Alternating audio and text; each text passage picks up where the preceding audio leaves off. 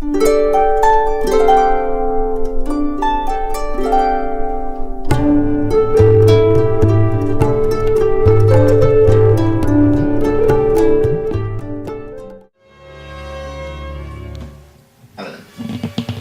de regreso en este su programa Saber Sin Fin, 12 del día con 35 minutos, 5 de noviembre del año 2015.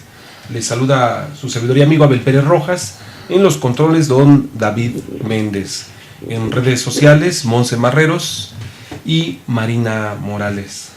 Esta mañana tarde me está acompañando en estos micrófonos la doctora Lucía Bustos Aguilera, usted la conoce.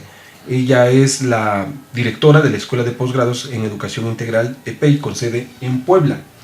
Esta institución, así como el Centro Especializado en Estrategias y Análisis de Educación ACE y el Fortalecimiento Ciudadano Siglo XXI Asociación Civil, están invitando al Congreso Internacional los Objetivos del Milenio más allá del 2015.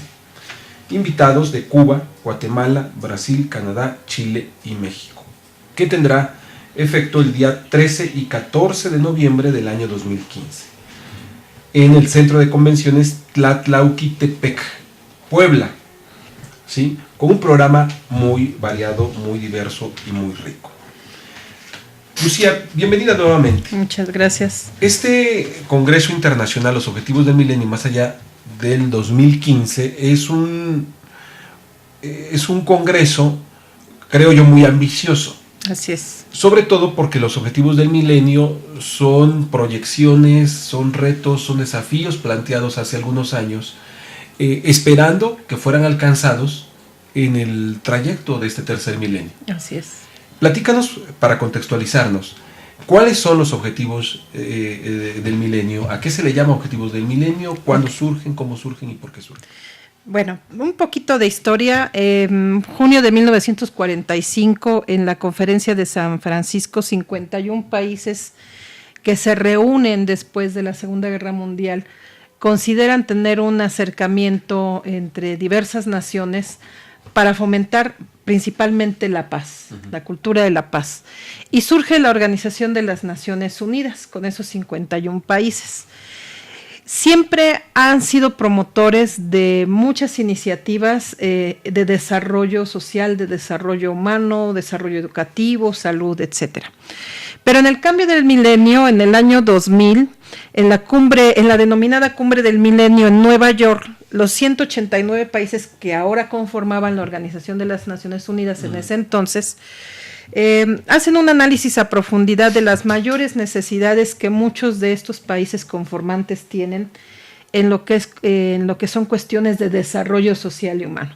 Incluso ahí surge como iniciativa el estudio de los índices de desarrollo, que se le conoce como el tener una mejor calidad de vida a través de la satisfacción de las necesidades básicas del ser humano. Y empiezan a dar un giro impresionante en lo que concierne a tener más atención hacia las personas que hacia las cuestiones materiales, porque como que en el camino al capitalismo nos habíamos perdido mucho en esta situación, a tal grado de sacrificarlo todo, sacrificando incluso al propio ser humano, al medio ambiente y a sus prioridades, sus necesidades fundamentales.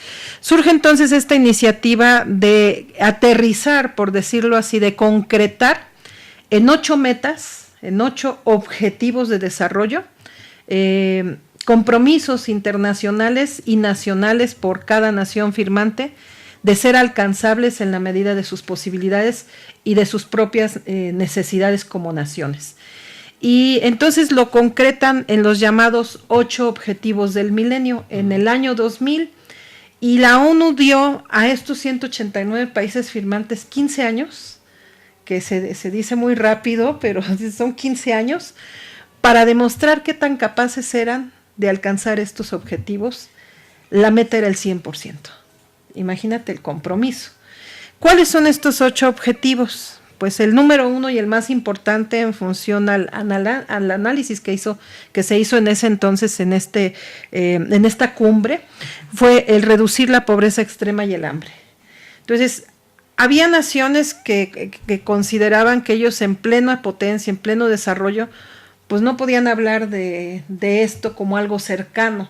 Sin embargo, a través de otros organismos internacionales se ponía el dedo sobre la llaga en países en desarrollo donde era lo principal y lo prioritario, porque hablar de pobreza es hablar de personas que en índices de desarrollo no tienen satisfecha ninguna necesidad vital y la gente se muere porque no hay comida, porque no hay agua, porque no hay vivienda, porque no hay ropa, no hay servicios de salud, no hay nada. Entonces, en esos índices de desarrollo, reducir la pobreza extrema y el hambre es el primer objetivo planteado. El segundo objetivo es lograr una enseñanza primaria universal. Parece mentira y cuando tú lo piensas dices, pues ¿cómo que todavía hay naciones que no tienen ni siquiera cubierta la educación básica? Pues sí, las hay, y de manera impresionante, incluso México pues era uno de esos países firmantes. El tercer objetivo, la igualdad entre los sexos y el empoderamiento de la mujer, y entre este objetivo 3 y el 2, la inclusión, el tema de inclusión, porque igual personas con capacidades diferentes, mayores o menores, siempre habían sido relegadas de la mayoría o de las masas. El cuarto objetivo era reducir la mortalidad infantil con niños menores de 5 años, que los índices de mortalidad infantil en países de extrema pobreza son impresionantes. Llega un momento en que la población infantil es casi nula. Está básicamente aniquilada.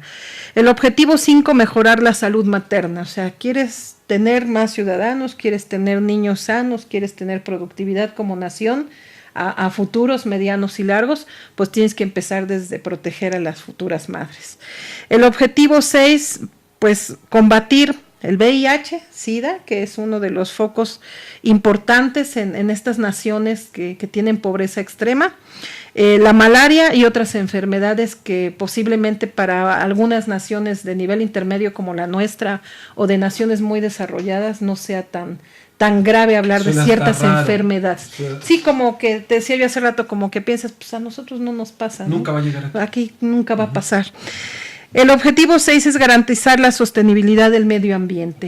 Igual, como te decía yo hace un momento, el perdernos en ese desarrollo económico capitalista tan extremo, en ese materialismo, en ese consumismo tan tremendo, la invasión del plástico, pues estamos pagando consecuencias impresionantes con los cambios climáticos. Ya no hay mantos freáticos vírgenes por lo menos, la escasez de agua es tremenda, la contaminación ambiental igual. Entonces ese es otro objetivo, ahora hay que recuperar lo que ya dañamos, ¿no? Hasta en la medida de lo posible. Y finalmente, pues fomentar una alianza mundial para el desarrollo a través del logro de los otros 7 objetivos, medirnos como nación hasta dónde hemos llegado. Este tema nosotros lo llevamos, pues le hemos dado seguimiento casi desde que surgió nuestra institución hace 18 años, ya hablábamos de estos temas como prioridades. Sin embargo, cuando surgen los objetivos en el año 2000, pues hasta como que te brillan los ojos porque dices, hombre, ya se está haciendo algo en el panorama internacional. Pero, ¿qué pasa? Que esto fue en septiembre del año 2000, quiere decir que en septiembre del 2015 se llegó a la meta propuesta. Ahora, si nos metemos a la página se llegó el plazo, ahora sí, no se han alcanzado las metas. Eso es lo importante. Si te metes a la página, bueno, yo invito al público que se metan a la página de la Organización de las Naciones Unidas, específicamente a los objetivos del milenio, y ahí ya está el informe de los 15 años. Entonces es un informe que te dice que se logró mucho a nivel internacional, pero no se logró el objetivo base, el 100%. En febrero del año que entra, a ser 4 años que fuimos a un congreso a Cuba y se presentó la Comisión Venezolana con bombo y platillo con su informe nacional diciendo que en ese entonces ellos ya habían alcanzado el 100% de los 8 objetivos. Hace 2 años, en enero va a ser 2 años que Cuba también lo empezó a promover, decir, nosotros ya alcanzamos el 100% que nos propusimos de los 8 objetivos.